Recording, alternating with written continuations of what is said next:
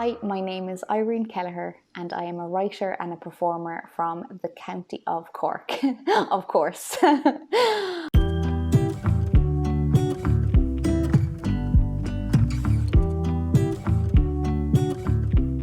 I studied drama and theatre studies in UCC, and I stayed and did a year's master's in performance practice also in UCC. And I trained in Shakespeare and Company, which is in Lenox in Massachusetts. I suppose I've been professionally acting the last 10 years, and I wrote my first play in 2015, so I'm still kind of on the beginner slope as a writer, getting there, starting off, still in my early days of it. My first play is Mary and Me, it's a one-woman play, and it is inspired but not based on the Anne Lovett tragedy. And my second play is Gone Full Havisham, which is another one-woman show based on, or kind of inspired by, Dickens' most famous character and most brilliant character, I think, Miss Havisham, and it's a modern interpretation of her character. All the characters in my plays, and I suppose a big theme of my plays, are people who are a bit marginalised and isolated, and people who are cut off from society in one way or another, kind of alienated. So I think that seems to be a recurring theme. So when lockdown began, I was staying in a lighthouse, which is very unusual and very, very odd timing. How it came about was that I was meant to have quite a busy, April till the end of June was meant to be very busy with plays. Gone Full Havisham was on tour and I was performing in another play. I was lucky, very lucky, to get a writing retreat in a lighthouse in Gallyhead, because the next play I'm writing is about it's set in a lighthouse and it's about a lighthouse keeper. I couldn't stay in the lighthouse because it's still a working lighthouse, it's automated, but I stayed in the lightkeeper's cottage, which is right next to it. And it just happened that the day I was going is the day that lockdown essentially started. And my husband was meant to be working. Dennis was meant to be going to work every day, so he said, oh, he'll come down for a night or two. But actually then he was working from home, so he said, you know what, I can come with you. So we actually had an amazing time and stayed there for longer than planned because there was nothing to rush back to. So I've been lucky enough to have been very lucky to be in some great plays and some great films, and worked with immensely talented people who've made me look a lot better.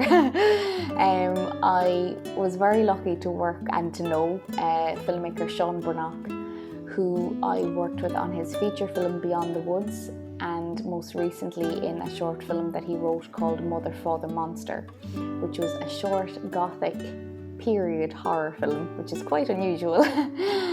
So when lockdown happened, a couple of weeks after, Sean emailed me and said, look, I've written this script and it's about a guy and a girl who started dating before lockdown happened, and then lockdown happened, they were isolated in their homes, but they keep the connection through Skype calls and WhatsApp calls and that.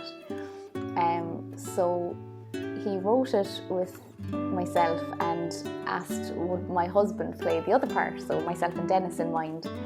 And so my husband works in IT, but is very, very much involved with amateur dramatics with Kilmeen Drama Group.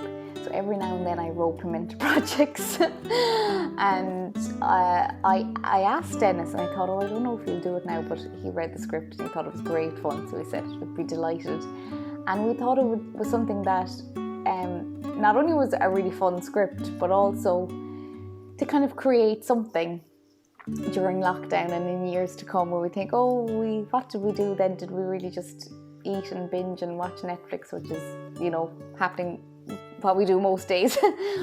Oh, I don't know, it's the same thing every day. I watched The Haunting of Hill House. Oh yeah. I checked in with work, and I had a few Zoom calls then, because obviously it's all Zoom calls these days. Oh, the sooner this is over, the better.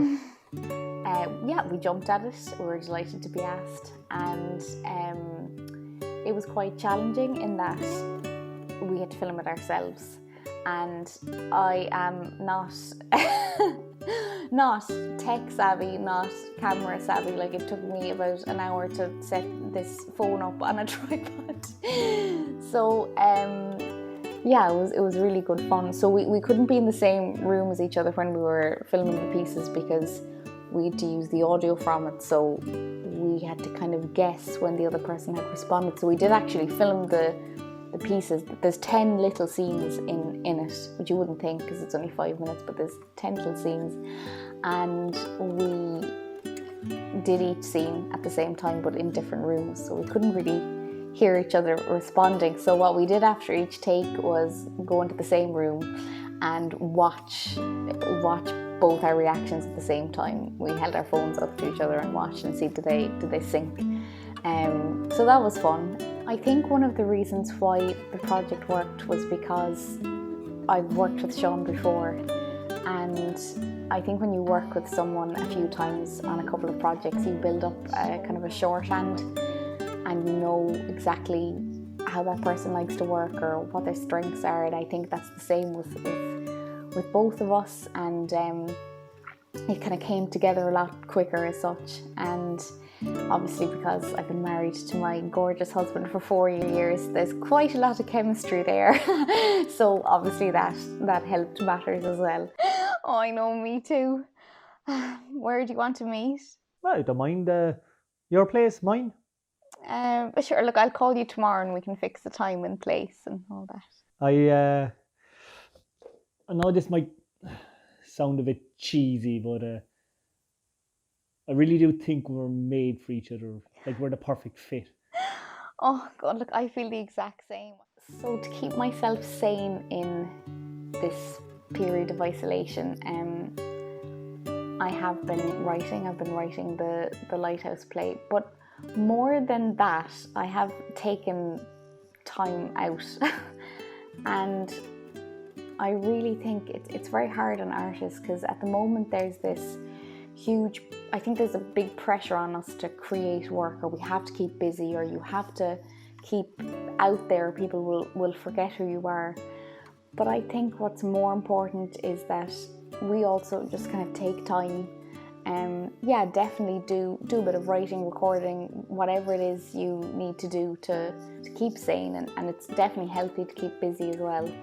But I just think it's really important to just take a break as well, and breathe, and allow yourself to take the space away from working. And if the coronavirus has taught us anything, I think it's just, well, what is important in life, and you know, just being around family, be it obviously the way it is now on WhatsApp video calls, or just connecting with friends, and just taking that time for yourself where you don't have to constantly feel the need to create work.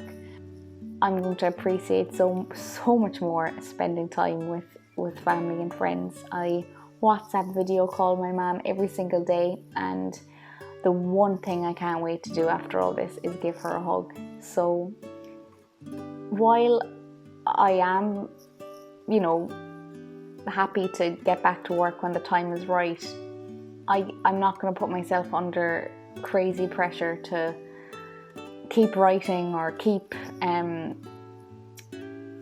myself out there constantly. I think what also is important is to take that time out and a break, and I think that's what is needed as well at the moment. And I don't mean to sound in any way preachy, because I think everyone needs to do what you need to do yourself, but I just think that there's a lot of pressure to create work on artists at the moment, and I think, well, no, everybody needs to take a break and take some downtime, because when things are busy again, we may regret that we didn't savour it more.